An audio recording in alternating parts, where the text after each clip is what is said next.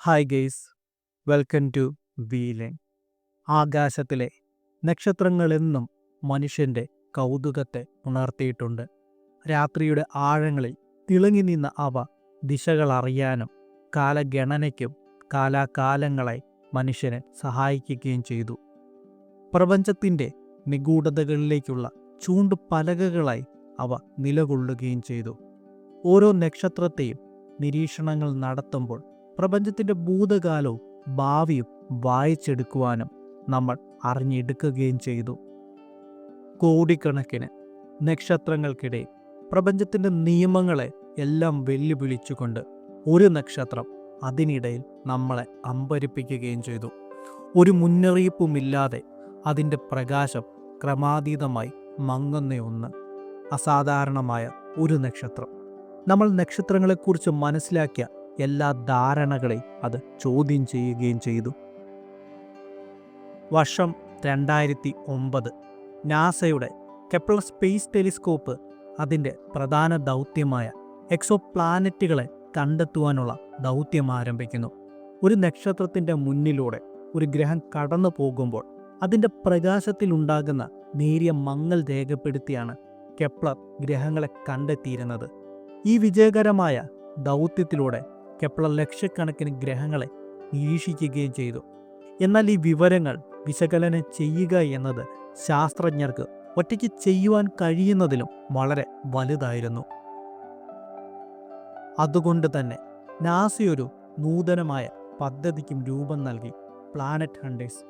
ലോകമെമ്പാടുമുള്ള സാധാരണക്കാർക്ക് കെപ്ലറിൻ്റെ ഡേറ്റ പരിശോധിക്കുവാനുള്ള അവസരം നൽകുകയും ഇൻ്റർനെറ്റിൻ്റെ സഹായത്തോടുകൂടി ലക്ഷക്കണക്കിന് ആളുകൾ ഈ ഡേറ്റ വിശകലനം ചെയ്യുകയും പുതിയ ഗ്രഹങ്ങളെ കണ്ടെത്തുവാൻ നാസയെ സഹായിക്കുകയും ചെയ്തു.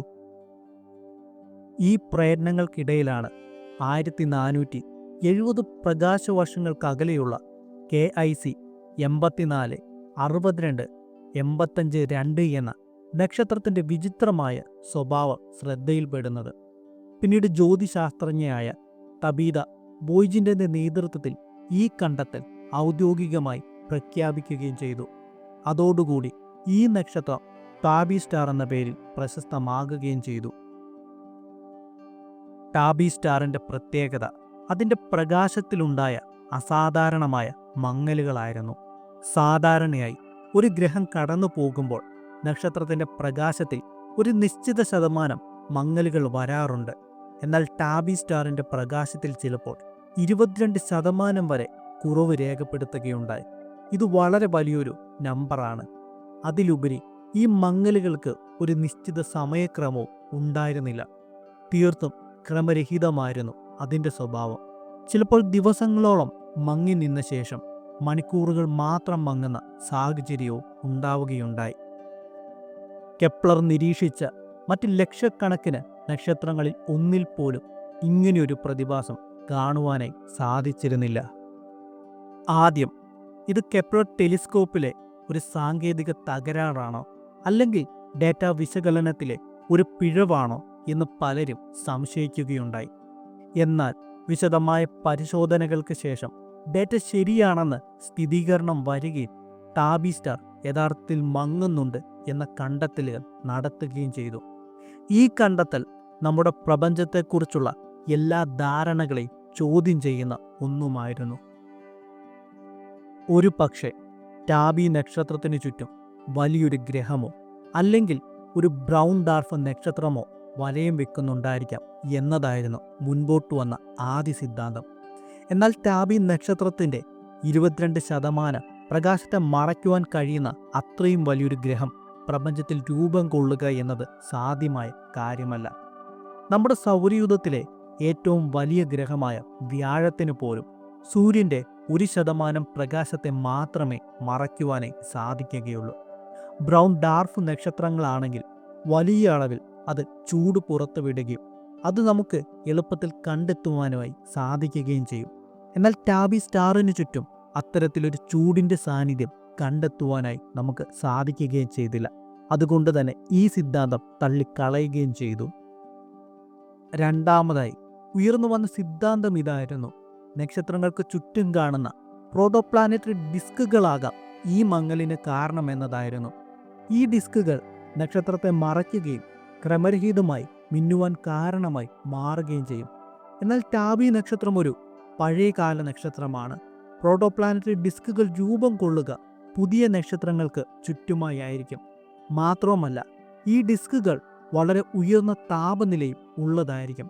ആയതിനാൽ തന്നെ ജെയിംസ് വെബ് പോലുള്ള ടെലിസ്കോപ്പുകൾക്ക് ഇവയിൽ നിന്നും പുറത്തു വരുന്ന ഇൻഫ്രാറെഡ് കിരണങ്ങളെ തിരിച്ചറിയുവാനും സാധിക്കും. എന്നാൽ ടാബി നക്ഷത്രത്തിന് ചുറ്റും ഇങ്ങനെയൊന്നും കണ്ടെത്തുവാനുമായി സാധിച്ചില്ല. അതോടുകൂടി ഈ സിദ്ധാന്തവും ശരിയല്ല എന്ന് തെളിയുകയുണ്ടായി.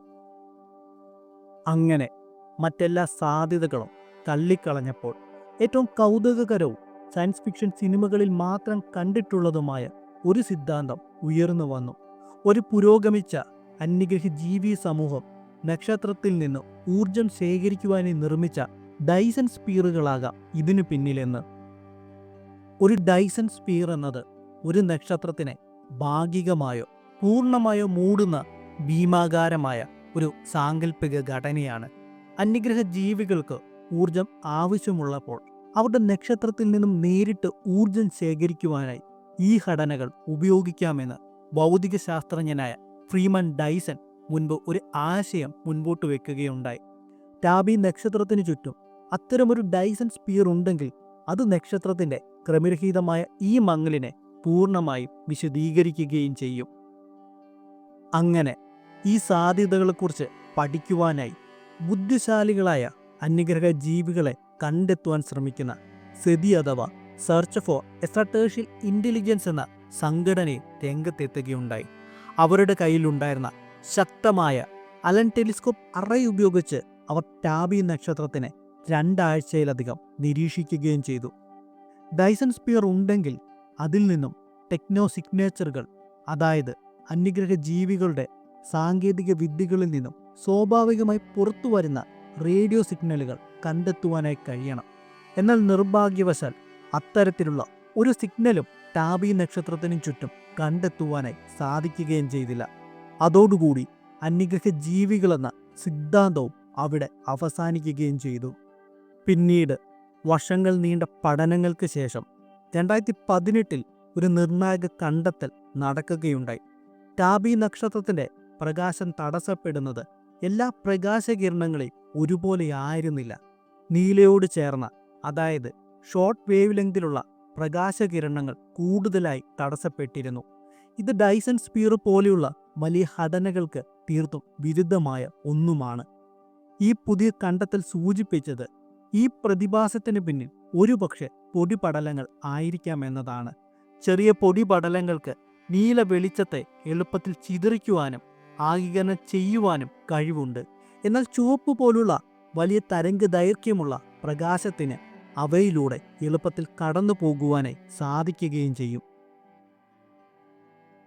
പൊടിപടലങ്ങൾ നക്ഷത്രത്തിനു ചുറ്റും ക്രമരഹിതമായാണ് വിന്യസിക്കപ്പെട്ടിരിക്കുന്നതെങ്കിൽ പ്രകാശത്തിനും ക്രമരഹിതമായ മങ്ങലുകൾ രൂപപ്പെടാം. കഴിഞ്ഞ 100 വർഷങ്ങൾ കൊണ്ട് ടാബി നക്ഷത്രത്തിന്റെ മൊത്തത്തിലുള്ള പ്രകാശം 20% കുറവ് വന്നിട്ടുണ്ട്. ഈ പൊടിപടലങ്ങളുടെ അളവിൽ കാലക്രമേണ വർധന ഉണ്ടാകുന്നതുകൊണ്ടാണ് ഈ പ്രകാശത്തിന്റെ കുറവിന് കാരണമെന്നും ശാസ്ത്രലോകത്തെ ഒരു കൂട്ടർ വാദിക്കുകയും ചെയ്തു. നിലവിൽ ശാസ്ത്രലോകം ഏറ്റവും കൂടുതൽ അംഗീകരിക്കുന്ന തിയറിയും ഇതുതന്നെയാണ്. എന്നാൽ പക്ഷേ ഏറ്റവും വലിയ ചോദ്യം പിന്നെയും ബാക്കിയായി വന്നു. ഈ പൊടിപടലങ്ങൾ എവിടെ നിന്നും രൂപം കൊണ്ടുവന്നു? ഇതിനും നിരവധി സിദ്ധാന്തങ്ങൾ മുൻപോട്ട് വരികയുണ്ടായി. ടാബി നക്ഷത്രത്തിന്റെ ചുറ്റും വലയം വെച്ചുകൊണ്ടിരുന്ന ഒരു ഗ്രഹം, അതിന് നിരവധി വലിയ ഉപഗ്രഹങ്ങൾ ഉണ്ടായിരുന്നുവെന്നും ആ ഗ്രഹം നക്ഷത്രത്തിൽ പതിച്ച സമയം ഉപഗ്രഹങ്ങൾ രക്ഷപ്പെട്ടു പോയേക്കാമെന്നും പിന്നീട് ആ ഉപഗ്രഹങ്ങൾ നക്ഷത്രത്തിനു ചുറ്റും വലയം വെക്കുവാൻ ആരംഭിച്ചപ്പോൾ അതിൽ നിന്നും അടർന്നു പോയ പൊടിപടലങ്ങളാകാം ഈ പ്രതിഭാസത്തിന് കാരണമെന്നും ഒരു തിയറി രൂപം കൊണ്ടുവന്നു. ഒരുപക്ഷെ ഒരു ഉപഗ്രഹം അങ്ങനെ പതിയെ ഉരുകിത്തീർന്നിട്ടുണ്ടെങ്കിൽ, ഈ പൊടിപടലങ്ങൾ കാരണം അങ്ങനെ മറയപ്പെട്ടിട്ടുണ്ടെങ്കിൽ ഈ പൊടിപടലങ്ങൾക്ക് ഉയർന്ന താപനിലയുണ്ടായിരിക്കണം. പക്ഷെ അത്തരം താപനിലയുടെ സൂചനകളൊന്നും തന്നെ നമുക്ക് കണ്ടെത്തുവാനുമായി സാധിക്കുകയും ചെയ്തില്ല. ടാബി നക്ഷത്രം ഇപ്പോഴും ഒരു വലിയ പ്രപഞ്ച രഹസ്യമായി തുടർന്ന് പോരുകയും ചെയ്യുന്നു. അതിൻ്റെ നിഗൂഢതകൾക്ക് പിന്നിൽ പൊടിപടലങ്ങളാണെന്ന് ശാസ്ത്രലോകം വാദിക്കുമ്പോഴും അവയുടെ യഥാർത്ഥ ഉറവിടം ഇപ്പോഴും അജ്ഞാതമാണ്. ഒരു പക്ഷേ നമ്മുടെ നിലവിലുള്ള ധാരണകൾക്കപ്പുറമുള്ള എന്തെങ്കിലും ഒരു പ്രതിഭാസവുമാകാം ഇതിനു പിന്നിൽ. പ്രപഞ്ചം എത്രത്തോളം വലുതാണോ അത്രത്തോളം നിഗൂഢവുമാണ്. സോ ടാബി നക്ഷത്രത്തെക്കുറിച്ചുള്ള ഈ വീഡിയോ ഞാൻ ഇവിടെ അവസാനിപ്പിക്കുകയാണ്. സോ വീഡിയോ കൺക്ലൂഡ് ചെയ്യുന്നതിന് മുമ്പ് നമ്മുടേത് വളരെ ചെറിയൊരു ചാനലാണ്. നിങ്ങളുടെയൊക്കെ സപ്പോർട്ട് ഉണ്ടെങ്കിൽ മാത്രമേ നമുക്ക് മുൻപോട്ട് പോകാനായി സാധിക്കുകയുള്ളൂ.